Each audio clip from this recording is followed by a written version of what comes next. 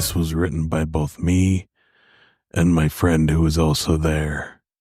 To start this story, there will need to be some necessary context. In our neighborhood, we have a swamp area with a railroad running through the area. Our neighborhood is also really sketchy and not exactly a great place to live, but it has a pretty average community aside from these things. So nice houses, but not fancy or anything. This also happened around 2 years ago, so this wasn't too recent, but also wasn't too long ago. Now to start this off, our friends' parents would sometimes get together and have a bonfire and roast marshmallows. We weren't really watched over and they let us do our own thing. So during one of the meets, FM, a mutual friend of myself and BB's, BB and I wanted to go walk the railroad and goof off next to the highway. Stupid, I know, but we were just having a good time, and we weren't thinking about the actual consequences. It was one of the rare times we were all together. It was 9 to 10 p.m. when we were out, and we finally decided to head back since our parents would go home around 11. We decided to take the railroad route back home. So we were walking, talking, and all holding our phones with the flashlight feature on because of how dark it was. Around that time, when this all started, we were almost to the part where the swamp becomes more forested on the side of the railroad.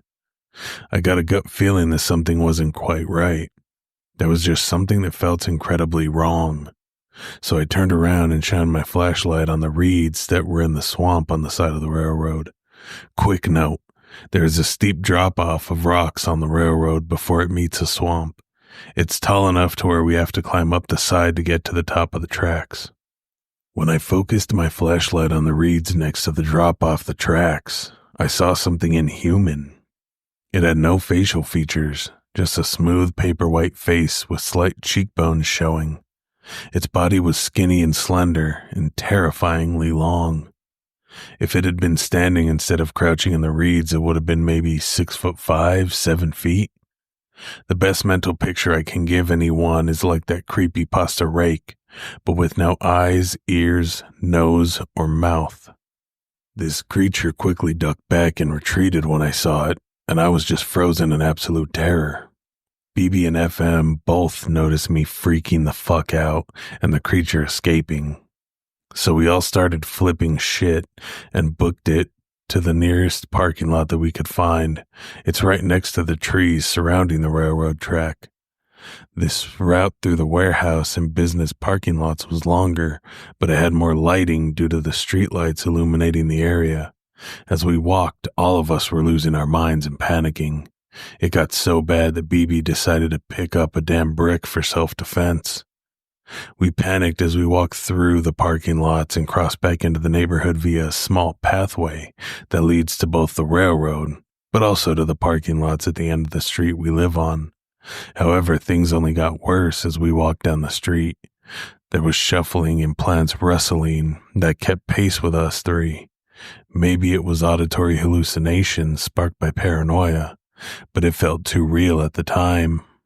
We got back to the house that the rest of our friends were at and explained the story to them as we were calming down. More pieces of the timeline and story came together when we did this. BB said that while we were at the highway and joking around, they did hear some suspicious noises, but brushed it off and didn't say anything. They claimed to have heard more rustling like what we heard all on our way home. Another detail is that all of us had seen the creature and or the movement the creature made as it ran away. This just proved that I wasn't losing my mind or hallucinating. After this experience, we dubbed the creature as the Entity, and it became more of a joke as time went on. But this event is still one of the most terrifying ones I have witnessed out of all the sketchy things that went on in our neighborhood.